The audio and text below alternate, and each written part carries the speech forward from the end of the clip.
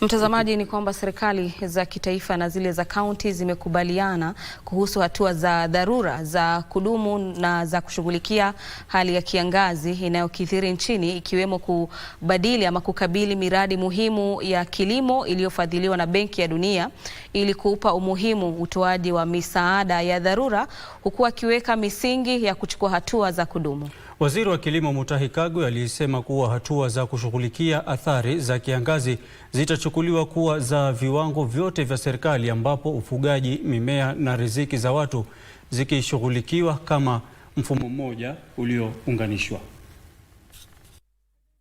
Yamkini watu milioni 2.1 katika kaunti 32 wanakabiliwa na uhaba mkubwa wa chakula na lishe baada ya mvua za vuli kukosa kunyesha baina ya mwezi wa Oktoba na Disemba, na hivyo kuzidisha wasiwasi kuhusiana na kukithiri kwa hali ya kiangazi humu nchini. Mashauriano baina ya viongozi wa serikali ya kitaifa na zile za kaunti yaliangazia mipango miwili iliyofadhiliwa na Benki ya Dunia: mpango wa uthabiti wa mifumo ya uzalishaji chakula ambao kwa sasa unajumuisha kaunti 13 zinazoathirika kutokana na ukame, na mradi wa kitaifa wa kuongeza thamani ya bidhaa za kilimo unaotekelezwa katika kaunti 34 zilizosalia. Chini ya mpango huo mpya, kaunti zinazokabiliwa na hali mbaya ya ukame zitapokea usaidizi mara moja, ukiwemo utoaji maji kwa maeneo ya ufugaji, usafirishaji wa chakula cha mifugo na hatua za dharura za kunusuru mifugo. We came to discuss those two programs and to look at the best ways of ensuring that Kenyans get the most benefit that they can be able to get out of the two programs that are largely funded by the World Bank, and to make sure that Kenyans will ensure that the money that is coming to the World Bank, from the World Bank, through those two programs, benefits the farmer. Baadhi ya shughuli zilizopangiwa chini ya mipango hiyo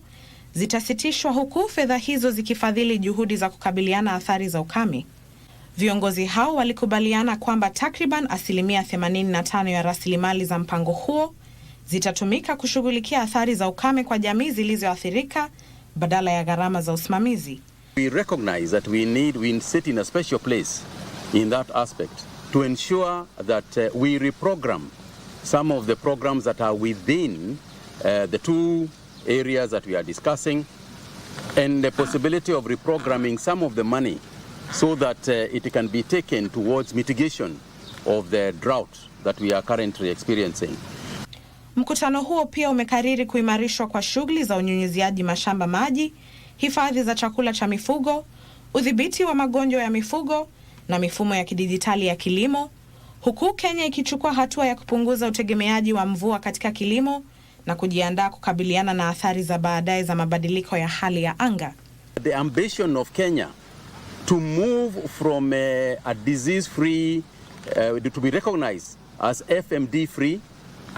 and also to wipe out Sesefly in our country is part of the program that we are going to have moving forward. Ndutamo Kami, Darubini.